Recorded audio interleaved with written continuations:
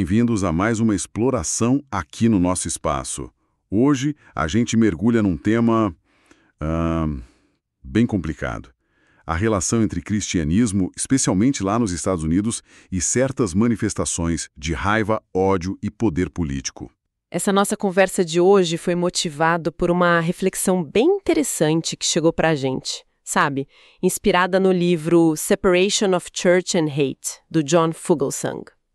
Para basear nossa discussão, vamos usar o livro do Fugelsang mesmo, que é uma mistura assim, de memória, teologia, crítica social, bem instigante. E também uma análise mais a fundo sobre o julgamento de Scopes, um caso histórico. A nossa ideia aqui é tentar desvendar um pouco o contexto, as nuances dessa ligação que parece voltar sempre, né? Entre certas formas de entender o cristianismo e forças sociais que acabam dividindo as pessoas. E vamos encarar a pergunta principal. Isso que a gente vê hoje é novo mesmo? Ou é tipo um filme repetido? É, sem dúvida, um tema sensível, né? E complexo. E essa provocação que você mencionou, ela vai direto ao ponto. Ela questiona justamente isso. Será que esse alinhamento que a gente vê hoje de alguns grupos cristãos com certos políticos é algo recente? Tipo essa ideia de sequestro que o Fugelsang usa? Ou será que, na verdade, isso é só mais um capítulo de uma história antiga, uma associação que já vimos antes entre cristianismo, ou melhor, certas vertentes dele, busca por poder e essa coisa de criar divisão social? Essa ideia desafia aquela noção de que, agora houve uma ruptura, que antes a mensagem era só paz e amor. Exato. Então, vamos começar por aí, pela visão do Fugelsang. Ele tem uma perspectiva única, né? Filho de ex-freira, ex-frade franciscano, gente que ele descreve como progressistas, muito ligada aos ensinamentos de Jesus sobre servir, perdoar, acolher quem está à margem, é daí que ele parte. E ele desenha um retrato de Jesus bem específico. Ele diz assim, olha, um revolucionário pacífico, radicalmente não violento. Que não era americano, nunca falou inglês, andava com leprosos, prostitutas, ladrões. Ele continua.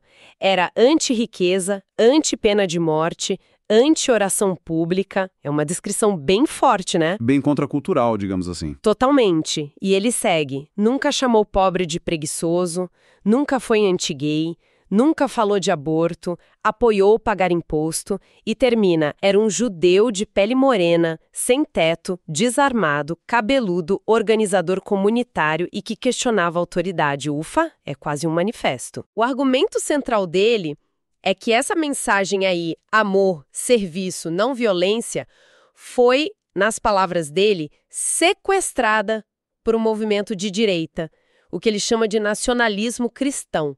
Sim. Um movimento, para ele, focado em poder, em ódio e em criar leis que vão contra tudo isso que ele acabou de descrever sobre Jesus. E ele nota uma coisa curiosa. A direita política parece citar bem mais o apóstolo Paulo do que o próprio Jesus. Interessante isso. E ele é duro. Chega a dizer que governo autoritário alinhado com alguns fundamentalistas religiosos, conservadores extremos, literalmente matou Jesus. Pois é. Zed, a gente volta para a reflexão que motivou a conversa. Essa palavra sequestro, ela sugere um desvio, né? Algo que saiu do rumo agora, recentemente. Só que a perspectiva levantada é, será que foi um sequestro mesmo? Ou essa ligação entre certas correntes cristãs, poder político, raiva, divisão? Será que isso não é um padrão que infelizmente se repete na história? E olha, é justo dizer que o próprio Fugelsang reconhece problemas do passado. Ele mesmo escreve, aqui eu cito um trecho, historicamente, cristãos americanos usaram a Bíblia para justificar massacres, escravidão, crueldade. Então, ele admite que a fé foi usada para coisas horríveis, como escravidão, segregação, mas o foco dele parece ser muito no fenômeno político de agora, sabe? Que ele chama de uma mutação grotesca, o tal nacionalismo cristão. Entendi. Ele vê o de agora como diferente, talvez. Talvez ele veja como algo qualitativamente distinto das falhas do passado. E é justamente essa ideia de novidade, de mutação, que a reflexão que a gente recebeu questiona. Será que é uma mutação mesmo ou só a versão mais recente de um problema antigo? Aliás, o Fugelsang também mostra o outro lado. Ele ressalta que, na história, enquanto uns cristãos faziam barbaridades, outros usavam a mesma fé para lutar contra isso. Ah, sim, a dualidade. Exato, ele fala, cristãos progressistas ajudaram a liderar a batalha para abolir a escravidão, se opuseram ao imperialismo, segregação, ou seja, ele reconhece essa briga interna, essa tensão que sempre existiu dentro do cristianismo. Essa tensão que você falou entre sequestro recente e padrões históricos, isso me leva direto para um exemplo que pode ajudar a gente a entender melhor. O julgamento de Scopes, aquele caso de 1925 no Tennessee. Sim, famosíssimo. Sobre proibir o ensino da evolução nas escolas. Como que esse caso se conecta com essa nossa discussão sobre cristianismo, ódio e poder? Bom, pegando a análise da Brenda Wineapple sobre o julgamento, ela alerta para a gente não ficar só no show midiático que foi aquilo. Por baixo tinha coisa muito mais profunda rolando. Tipo o quê, por exemplo? Ela fala de dog whistles, sabe? Sinais codificados. Mensagens com um significado escondido por um grupo específico, mas que parecem normais para outros. Havia um medo geral do desconhecido, ali representado pela ciência, pela evolução. E o contexto histórico, nossa, é de arrepiar e diz muito. Pós-Primeira Guerra, a sociedade americana estava mexida. Tinha tido o Verão Vermelho de 1919, com muita violência racial. Tendo muito, a Wineapple traz um dado chocante. Poucas semanas depois do julgamento, a KKK fretou 46 vagões de trem para levar milhares de membros para uma marcha em Washington.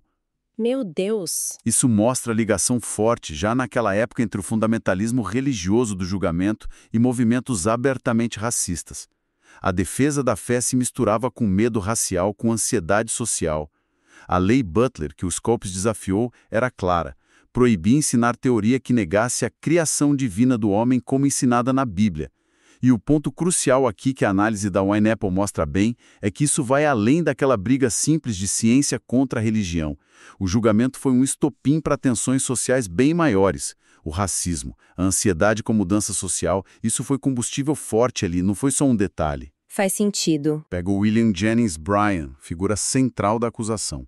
Líder religioso, político influente, a Wineapple cita como ele defendia abertamente a segregação, restrição de voto, para o sul branco, para a raça mais avançada, palavras dele.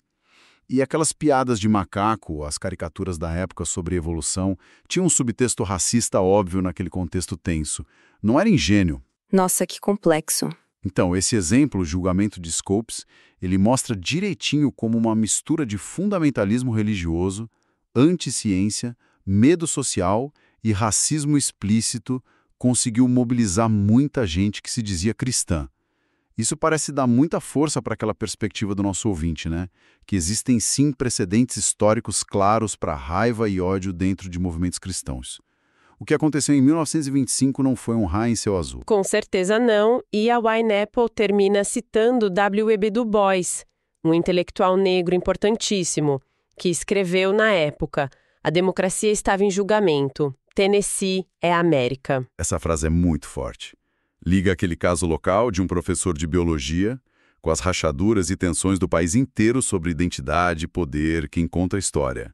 E essas tensões, infelizmente, a gente ainda sente hoje. Voltando para o Fugelsang, então, com essa bagagem histórica, ele usa o termo nacionalismo cristão para hoje, né? Para descrever essa fusão de identidade cristã com identidade americana, que busca poder político baseado na fé. Mas, como a gente viu, ele também registra esses padrões históricos, onde a fé foi usada para justificar poder e violência. Ele liga a eventos recentes como o ataque ao Templo Sikh, o massacre na igreja de Charleston, Charlottesville, o 6 de janeiro, a pessoas de direita que se diziam cristãs. Sim, ele faz essa conexão direta. Mentalistas, supremacistas, que para ele distorcem a mensagem cristã. Mas aí que a coisa fica realmente interessante e talvez mais complexa. Ele também fala bastante da história da resistência de dentro do cristianismo. Ah, sim, a outra face da moeda. Exato. Ele celebra figuras como São Francisco de Assis, Bartolomé de Las Casas, aquele que denunciou as atrocidades de Colombo feitas em nome da fé, Dorothy Day, Martin Luther King Jr., ele mostra que a luta contra o autoritarismo e o ódio que usam o nome cristão também tem raiz funda na própria tradição. Ele reconhece essa batalha interna, essa dualidade. Pois é. E aí, juntando as peças, a análise do Fugelsang, o exemplo forte do julgamento de Scopes e a crítica inicial que a gente recebeu, parece que a provocação original se sustenta bem. A tendência de certas leituras do cristianismo se alinharem com política de exclusão, com raiva, com busca por poder, isso não é mesmo uma invenção de agora. O julgamento de Scopes mostra essa dinâmica funcionando há quase 100 anos. Verdade. O Fugelsang, como você disse, não ignora os erros do passado. Ele admite. Mas talvez a ênfase que ele dá na manifestação atual, chamando de sequestro, mutação, talvez seja aí que ele tenta diferenciar o presente. Ele parece ver o nacionalismo cristão de hoje como algo especialmente virulento, talvez, ou diferente na forma, no alcance político direto que tem. Entendi. A peculiaridade do momento atual para ele. Exato. Então, a questão não é só se cristãos buscaram poder ao longo da história. Claro que sim. A questão mais profunda, talvez, seja como o alinhamento de hoje reflete ou repete padrões de fundamentalismo, de anti-intelectualismo, como vimos em Scopes, de ansiedade social, de racismo, às vezes velado, às vezes nem tanto, e até de ódio, e como tudo isso bate de frente com os ensinamentos de Jesus que o próprio Fugelsang descreve com tanta paixão. Ele tem até uma parte no livro chamada Sempre no Poder, Sempre Sob Ataque, que pega bem essa narrativa meio paradoxal de perseguição que grupos majoritários usam para justificar suas agendas. Um ponto-chave nisso tudo que o Fugelsang também aborda é a interpretação da Bíblia. O literalismo, né? Fundamental. Ele critica como o literalismo é usado de forma seletiva. Tipo, usam literalmente para condenar LGBTQ+, mas ignoram partes literais sobre doar tudo aos pobres ou leis do Antigo Testamento sobre comida, roupa, pena de morte para um monte de coisa. É a conveniência, né? Exatamente. E, claro, voltando para o nosso exemplo, o julgamento de Scopes foi basicamente uma briga sobre interpretação literal do Gênesis contra a ciência moderna da evolução. E a relevância disso para a nossa questão é gigantesca. Fica muito claro que a forma como se lê a Escritura é decisiva. O literalismo, como Scopes mostrou, muitas vezes serve de gasolina para o conflito.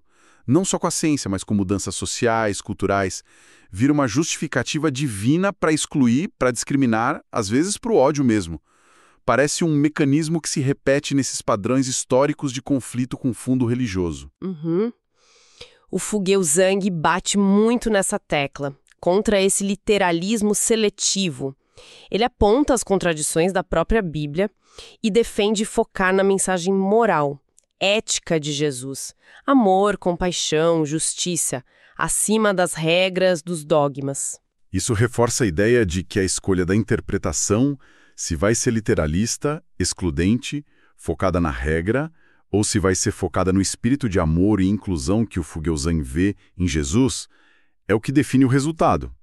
Se o resultado vai ser mais perto da visão compassiva de Jesus, ou se vai repetir os padrões dolorosos de conflito, poder e ódio que a reflexão inicial trouxe para a gente? Bom, então, tentando amarrar a nossa conversa. Ao olhar para críticas sobre as raízes históricas dessa ligação entre partes do cristianismo e a raiva, o poder, usando o Fugelsang e o exemplo do julgamento de Scopes, fica bem claro que essa conexão não nasceu ontem, né? Definitivamente não. Precedentes como Scopes mostram dinâmicas muito parecidas com as de hoje. Medo do diferente, fundamentalismo, racismo, política, tudo misturado sob a bandeira da fé. O próprio Fugelsang, mesmo que ele talvez destaque o perigo do nacionalismo cristão de agora como um sequestro, ele também mostra essa longa e muitas vezes sombria história de abusos em nome do cristianismo. A tensão parece continuar a mesma. De um lado, a mensagem de amor, serviço, não violência, que o Fugelsang e muitos outros vê como centro do ensino de Jesus. Do outro, esse padrão que volta e meia aparece de interpretações fundamentalistas, literalistas, que historicamente levaram a conflito, exclusão e a busca por domínio. Isso deixa a gente com uma provocação final, né? Algo para a gente pensar que sai direto do que a gente discutiu. O Fujosang faz questão de lembrar da história de resistência e reforma que também existe dentro do cristianismo. Figuras como Las Casas, São Francisco, Dorothy Day, Martin Luther King Jr., gente que usou a fé para combater injustiças feitas em nome dessa mesma fé.